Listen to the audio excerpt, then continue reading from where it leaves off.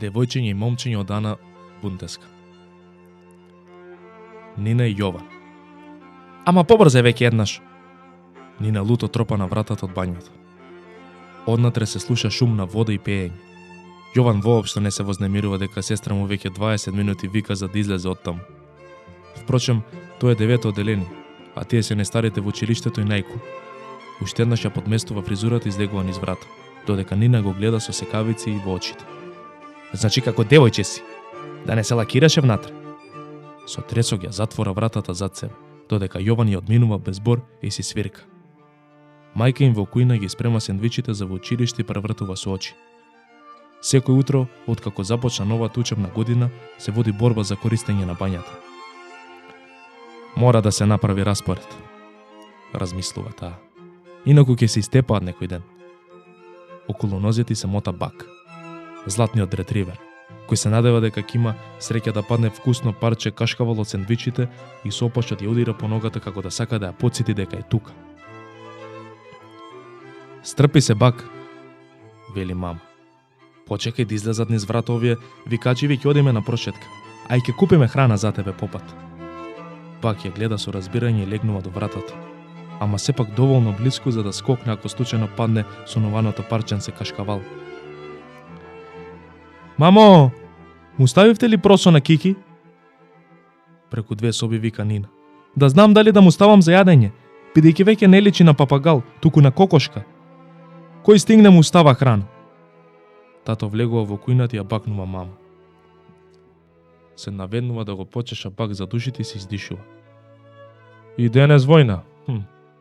Ајде, ќе го преживееме тинеџерството. Имаме само уште многу години. Мрмори додека става кафе во термосот. Дечки, кој е готов е. Јас тргам. Ако не, одете пеш или со автобус. И намигнува на мама и отвара вратата од станот.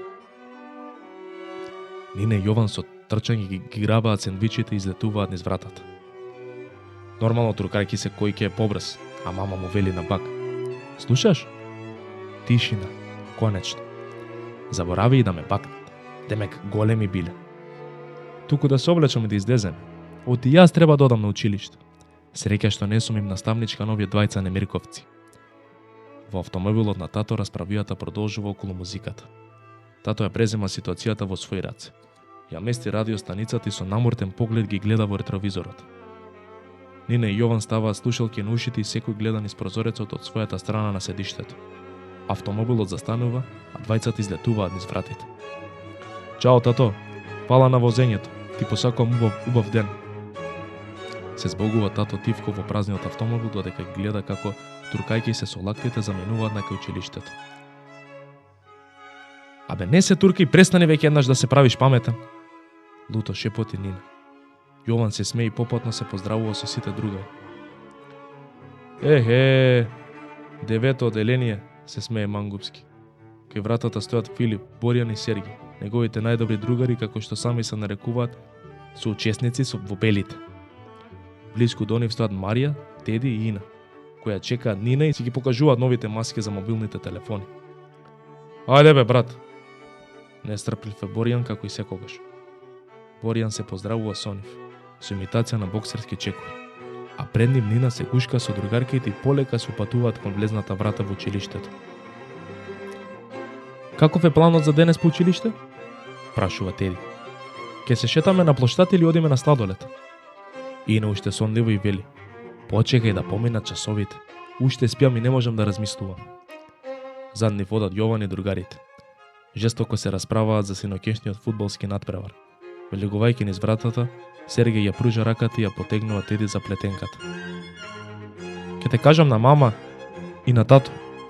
И ќе видиш дали ќе си го најдеш утре телефонот. Му се врти Теди и му се заканува. Сергеј се смее и ги крева рацете во знак на помирување. Колку ме нервира, вели Теди. Ич не сакам да имам брат, сакам сестра. Да можеме да си поземуваме облека, па понатаму и шминки. Се смешка, замислувајќи како би било.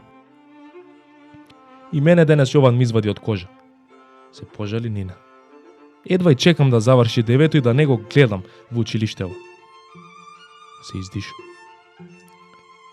Чао, мали девојчиња, им довикува Филип додека Јован, Боријан и Сергеј се кикотат. Чао, досадни момчиња, се плази Ина. Заменуваат во различни училници. Одејки и смејки се со Ина, Нина се врти назад и срамежливо го погледнува Сергеј, кој го лови погледот и Ина мигнува. Заруменета во образите, Нина се сопнува и за малку ќе паднеше врз Марија, која нагло застанува за да се поздрави со една соседка која учи во другото оделение.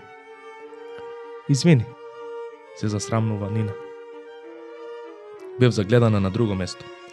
Подголтнува додека уште повеќе се заруменува. Звончето ги расонува сите. Ходниците се празнат. Почува нов ден. Girls Night. Вечер, така? Со возбуда прашува Теди. Има грицки. Мама ќе прави пици. Донесете лакови за ногти и пижами. Има едно непишано правило што од пето оделение. Секоја сабота Нина, Марија, Теди и Ина се собираат кај една од нив и до доцна во ноќта разговараат. Си прават фризури, се лакираат и преспиваат заедно. Girls Night. Имам син и жолт лак. Неотворени се. Штета што ќе мора да ги отстраниме за во понеделник. Се продзева Ина. Нина и Марија го вртат најновиот број на Наш свет и се кикотат, шепотејки нешто. Вие две слушате или не? Подвикнува Теди. Аха, одсутно одговара Нина. Лакови, пижами, пици, дрдорење и спиење, си набројува. Ина си ја собира косата со ластичи и вели на Марија. Да ми сплетеш од оние ситните плетенчиња? Важи, до понеделник ќе ги сплетам сите. Вие ќе се забавувате, јас ќе плетам. Се шегува и си го реди ранецот за следниот час. Во соседната училница Јован и Боријан ги преместуваат клупите кои се растурени од учениците од претходниот час. Сергеј се затрчува со кошаркарската топка и зад грб им свикува. Бу! Се смее на сиот глас. Дечки, што ќе правиме утре? Прашува. Кај мене дома се собира девојчињата и ќе биде неподносливо. Не ќе седиш од мирисот на лаковите. Некој ден ми се чини дека и мене на спиење ќе ми излакираат. Го набрчкува челото. Брат, како ќе ти стои розов влак? Се појавува Филип. Зад него. Има да бидеш непознатиот кошаркар во цело училиште, го задева Сергеј. Ќе одиме во кино, а? Вели Јован. Па после може да ги изненадиме девојките со колачи и да ги нервираме малку дека се како мали женички. Завршува и последниот час. Сергеј и Јован застануваат под кошот и се преправаат дека играат во НБА, додека Филип и Боријан навиваат. Полека се полни училишниот двор. Петок, а никому не му се оди дома. Некои си муабетат, некои застануваат на игралиштето и ги гледаат деветоделенците. Две девојчиња од пето оделение заљубено го гледаат Јован, кој ги забележува и веднаш почува да се прави важен. Нина и Теди одат кај момчињата.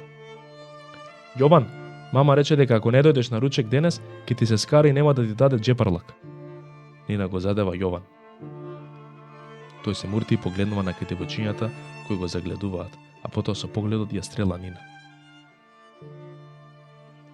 А ти ако не замолчиш, нема да одиш утре кај Теди. Тивко процедува низ заби. Туф, ептен ми спаши.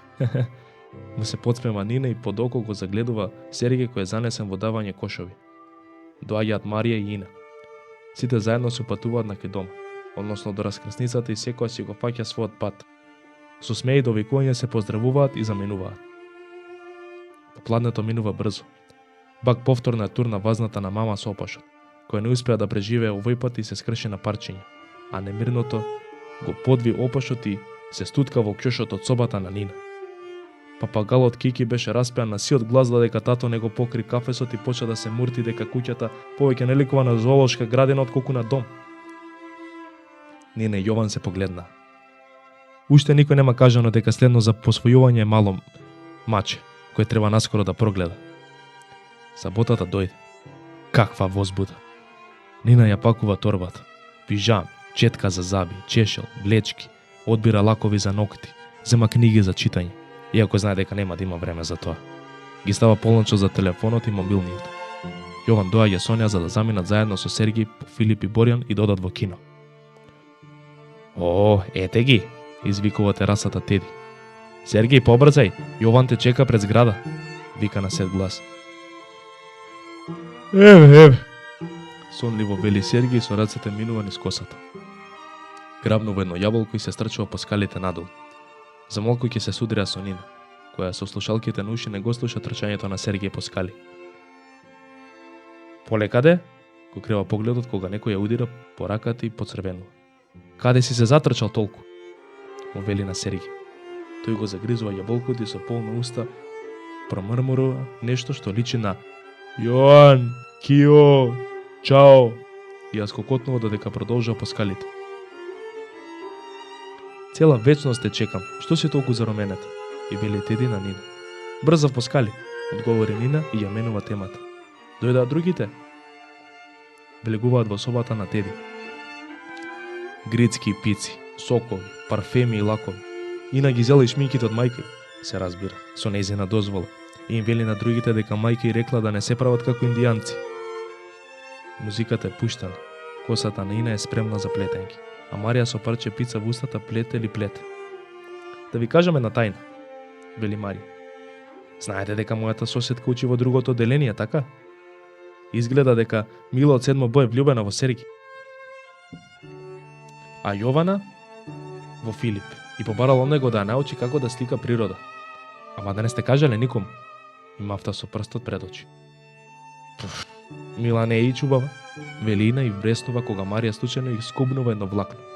Ич, ама ич, жестоко се согласува Ина, додека со полна рака зема смоки и ги пика во устата. Сергеј не го интересира ништо освен кошарката, иако во последно време нешто многу се ја подместува косата, замислено вели Теди. Денот минува брзо. Вечерта веќе се сите во пижами и во вреки за спиење. Има доволно место и во креветите, но вака е повозбудливо. На типката светлина од лампата девојките си шушкаат и си раскажуваат тајни. Само Нина молчи за својата. Во полусон ја слуша на дворешната врата и гласот на Сергеј како се поздравува со родителите. Заспива со насмевка на устата. Доколку сакате да ја прочитате оваа книга, можете да ја најдете во продажните места на Просветно дело.